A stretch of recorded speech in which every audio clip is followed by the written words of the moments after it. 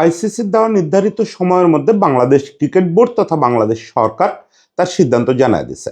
সেটা হচ্ছে বাংলাদেশ বিশ্বকাপ খেলতে চায়, কিন্তু সেটা ইন্ডিয়া গিয়ে না। এই জায়গাটায় একটা জিনিস লক্ষ্য করবেন, গতকাল থেকে যতগুলো ইন্ডিয়ান বা ইন্টারন্যাশনাল আউটলেটে নিউজ হচ্ছে, সেখানে বয়কট শব্দটা লেখা হচ্ছে যে বাংলাদেশ বিশ্বকাপ বয়কট করতে যাচ্ছে। এই শব্দটা খুব বিপজ্জনক। এখন আমাদের যদি কোনো আশা টিকায় রাখতে হয়, তাহলে আমাদের সামনে আসলে দুটো পথ আছে। সেই দুটো পথ নিয়ে আজকে আলোচনা করব। তবে কোনোভাবে কেউ বয়কট শব্দটা উচ্চারণ করবেন না।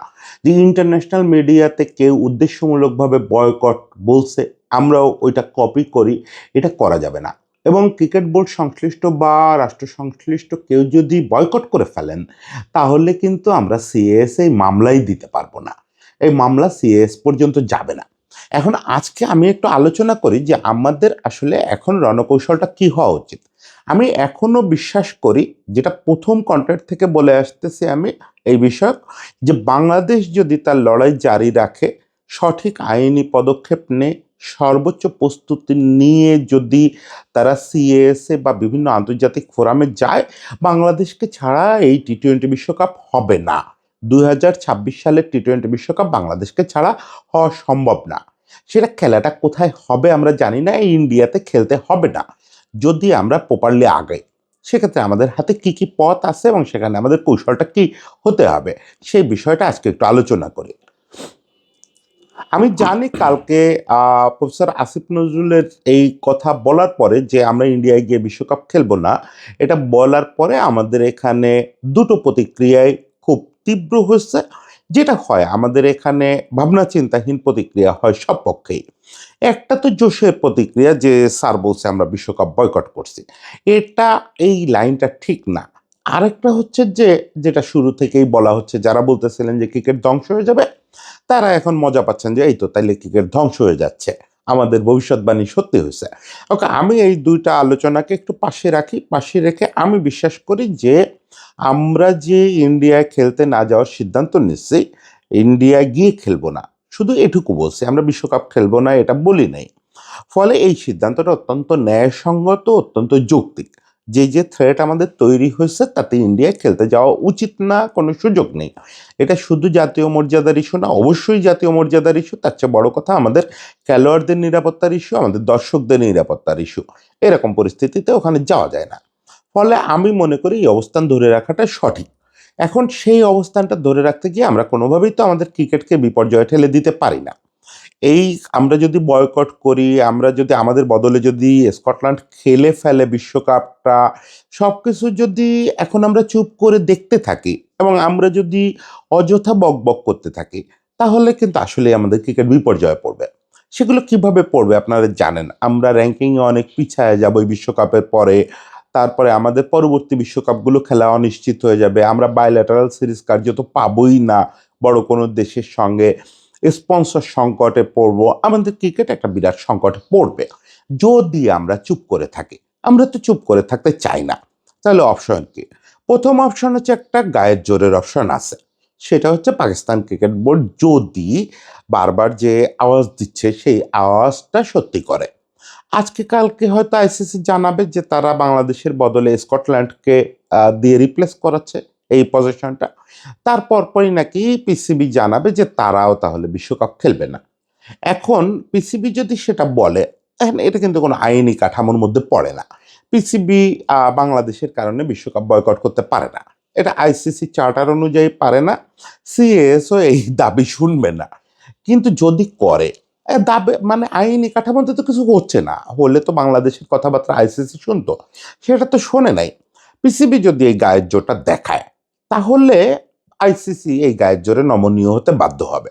যদি দেখায়, কারণ কি, তার 50% রেভিনিউ ফল করবে এবং সবচেয়ে বড় চাপটা আসবে এই যে ডিজনি স্টারের কাছ থেকে, যারা হচ্ছে বিশ্বকাপের স্বত্ব কিনে বসে আছে এবং আইসিসির বিভিন্ন টেলিকাস্টের স্বত্ব কিনে বসে আছে।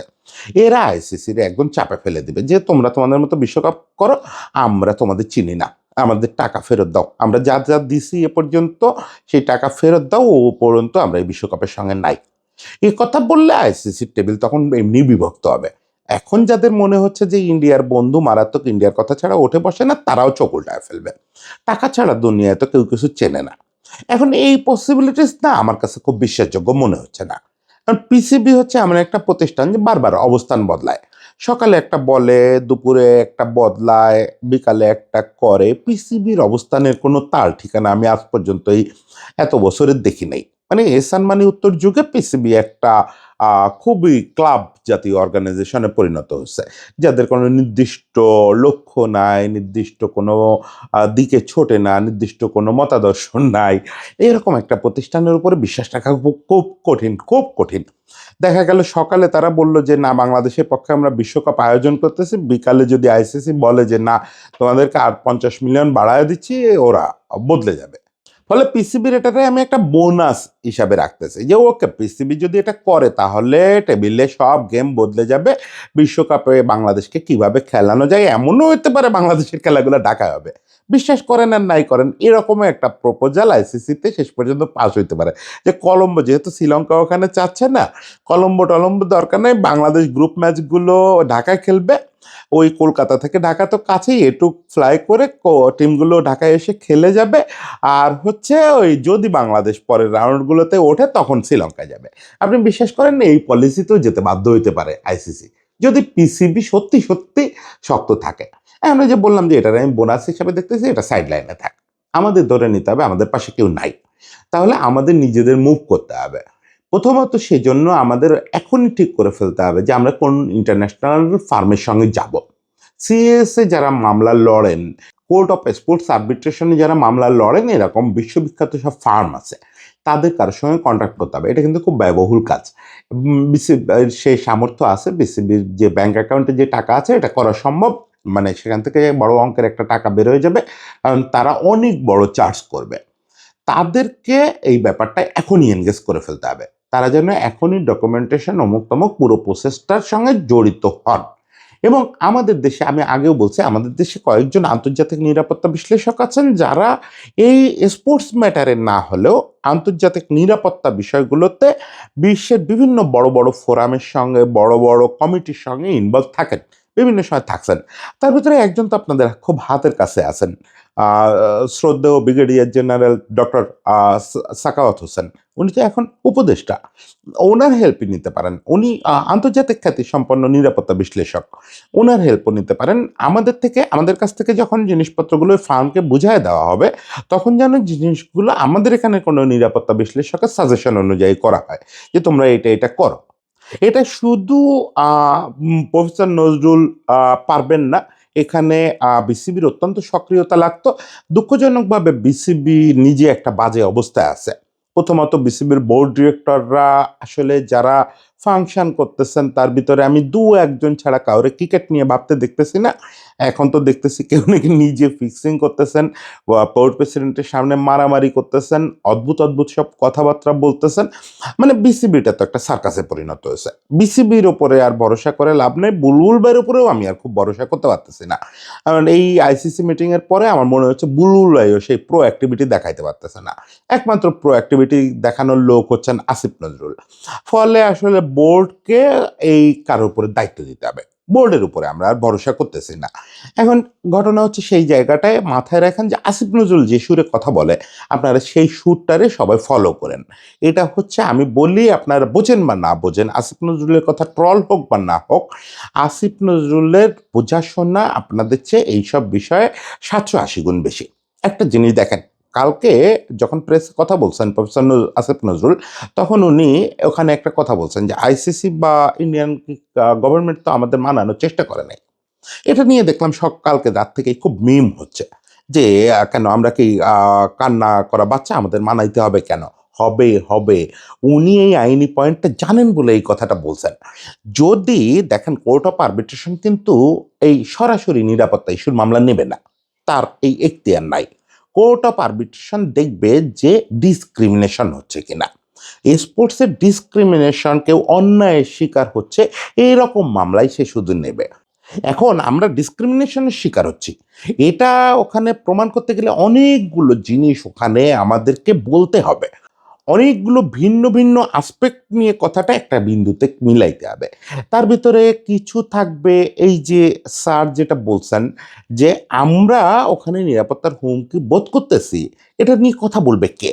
আয়োজকরা কথা বলবে না? শুধু আইসিসি তার রেগুলেশন খুলে আমাদের দেখাবে বারবার? এটা কোনো কথা? আমাদেরকে তো আয়োজকদের পক্ষে, আয়োজক রাষ্ট্রদের পক্ষ থেকে আমাদের সঙ্গে কথা বলতে হবে যে না, তোমাদের জন্য আমরা, তোমাদের কোনো ভয় নেই, অভয় দেওয়াটা। এখন আমি আগেও বলছি যে বিজেপির একজন নেতা যখন হুমকি দেন যে মুস্তাফিজ বাইরে বেরোলে, এয়ারপোর্টের বাইরে বেরোলে তার খবর আছে, তাহলে ওই হুমকিটা তো আমরা পুরো দেশ হিসাবে নিছি, পুরো দল হিসাবে নিছি, আমরা ভয় পাইছি এটাতে যে বিজেপি যেহেতু সরকারে আছে তারা এটা করবে। এখন তাহলে তো বিজেপি তথা সরকারকে আশ্বস্ত করতে হবে যে না, ওটা কথার কথা, আসলে কিছু হবে না, আমরা দায়িত্ব নিচ্ছি। এখন আমাদের সিএসএ এটা বলতে হবে, এইটা দেখাতে হবে যে দেখেন এরকম একটা হুমকি পাওয়ার পরে ইন্ডিয়া রাষ্ট্রপক্ষ থেকে কিন্তু আমাদের বলা হয় নাই যে না, কোনো ভয় নাই। এটা আমাদের জন্য বিরাট একটা পয়েন্ট, এটা ট্রলের পয়েন্ট না রে ভাই। এই আইকিউ লেভেলে থাকেন না। আসিফ নজরুল ট্রলের পয়েন্ট নিয়ে কথা বলার লোক না। আবারও বলে, এই লোকটার সঙ্গে আমার কোনো হৃদ্যতা নাই, কোনো সখ্যতা নাই, কোনোদিন সামনাসামনি দেখিও নাই, কিন্তু আমি এটুকু জানি যে সে যে কথাটা বলে ভেবে চিনতে বলে। সে কিন্তু একবারও বয়কট শব্দটা বলে নাই। আমরা তার কথাগুলো যদি শুধু ফলো করি, আমি মোটামুটি নিশ্চিত সে, আমি যা যা বলতেছি এগুলো তার মাথায় আজ থেকে এক সপ্তাহ আগে চলে আসছে। কিন্তু মুশকিল হচ্ছে যাদের যে এক্সিকিউট করাবে, এটাও নিশ্চিত যে তাদের উপরে সে বিরক্ত, আর তারা উল্টাপাল্টা বলতেছে, উল্টাপাল্টা করতেছে। এখন ওই জিনিসটা আমাদেরকে প্রুভ করতে হবে। সিএসএ আমরা যে মামলা করব, সেখানে প্রুভ করতে হবে যে আমরা বিশ্বকাপ বয়কট করতেছি না। দেখেন, একবার যদি আমরা ওখানে গিয়ে বলি এই যে আপনারা বয়কট বয়কট, শুরুতে আমি যেটা বললাম বয়কট বয়কট বলেন, বয়কট বললে মামলা টিকবে না। টিকবে না মানে কি, মামলা নিবেই না। আপনি যদি আপনার কোনো গ্লোবাল অথরিটিকে বয়কট করেন, সেইটা নিয়ে কোনো মামলা শুনতে সিএস রাজি না। এটা বলবে যে আপনার নিরাপত্তা ইস্যু কি, অমুক তমুক, এটা দেখার জন্য গ্লোবাল অথরিটি আছে আপনার, মানে আইসিসি আছে। আপনি তার ইভেন্ট বয়কট করলেন কেন? সেটা নিয়ে তো আমি মামলা নিব না। আপনি বয়কট করতেছেন না, যেটা বারবার আসিফ সাহেব বলতেছেন, আসিফ নজরুল বলতেছেন যে আমরা বিশ্বকাপ খেলতে চাই। কথাটা একটাই, আমরা বিশ্বকাপ খেলতে চাই, আমাদের ছাড়া বিশ্বকাপ হবে না। কোথায় খেলতে চাই সেটা হচ্ছে আমাদের জন্য নিরাপদ, যে কোনো জায়গায়। আমরা তো বলিনি যে আমরা বিশ্বকাপ বয়কট করতেছি। আমাদের চেয়ে আগ্রহী আর কে আছে? আমরা সবাই বিশ্বকাপ খেলতে চাই। আমাদের পুরো দেশ বিশ্বকাপ খেলার জন্য অধীর আগ্রহে অপেক্ষা করতেছে। এই জিনিসটা সিএসকে বুঝাইতে হবে যে আমাদেরকে বঞ্চিত করা হচ্ছে এবং অন্যায়ভাবে বঞ্চিত করা হচ্ছে, আমাদেরকে বের করে দেওয়া হচ্ছে বিশ্বকাপ থেকে। আমরা যাচ্ছি না তা না, আমরা বয়কট করতেছি না, আমাদেরকে অযৌক্তিকভাবে বের করে দেওয়া হচ্ছে। কিরকম অযৌক্তিক? অযৌক্তিকটা হচ্ছে ভাইয়া ওখানে গেলে তো আমার জানের ভয় আছে, আমি জানের ভয় নিয়ে কিভাবে খেলতে যাই? এখন সিএস এটাই গুরুত্ব দেবে যে তাই তো, তুমি তো জানের ভয়তে খেলতে যাইতে চাও না নির্দিষ্ট একটা জায়গায়, কিন্তু বিশ্বকাপ খেলতে চাও তো? ও জি স্যার, চাই। এবার হচ্ছে যে আচ্ছা, আইসিসি কি এরকম কখনো করে যে একটা দলের নিরাপত্তার প্রশ্নে অন্য জায়গায় খেলা সরায় দেওয়া? স্যার করে, এই যে দেখেন গত চ্যাম্পিয়ন্স ট্রফিতে করছে, অমুক সময় করছে, তমুক সময় করছে, এবং ইন্ডিয়া পাকিস্তানের একটা অ্যাগ্রিমেন্টও হয়েছে যে গ্লোবাল ট্রফি একজন আরেকজনের দেশে গিয়ে খেলবে না নিরাপত্তা হুমকির কারণে, পলিটিক্যাল হুমকির কারণে। যতগুলো ইভেন্ট 2027 পর্যন্ত হবে, সবগুলো ইভেন্ট হাইব্রিড মডেলে হবে, কো হোস্ট থাকবে বা হাইব্রিড মডেলে হবে। তার মানে এটা আইসিসিতেই আপনার প্রেসিডেন্স আছে, আপনার নজির আছে। ফলে এই জিনিসটা আপনার সিএস এর সামনে প্রপারলি এক্সপ্লেইন করতে হবে। সে কাজটা করতে পারবে একটা অভিজ্ঞ ফার্ম। সেই কাজটার জন্য ডকুমেন্টস কী কী লাগবে সেই পরামর্শ দিতে পারবেন একজন অভিজ্ঞ নিরাপত্তা বিশ্লেষক। তিনি ব্রিগেডিয়ার সাখাওয়াত হতে পারেন, তিনি আরও আছেন বাংলাদেশে কয়েকজন, আমি সবার নাম মনে করতে পারতেছি না, আমি তো নিজে ওই অঙ্গনের লোক না, ফলে সবার নাম মনে করতে পারতেছি না, কিন্তু আমি জানি যে বিশ্বের বড় বড় সংস্থায় ওনারা বিভিন্ন সময় পরামর্শদাতা হিসাবে বা ইউএনের বিভিন্ন কমিটিতে পর্যন্ত ওনারা পরামর্শদাতা হিসাবে থাকেন। ওনারা জানেন যে হোয়াট ইনসিকিউরিটি মিনস।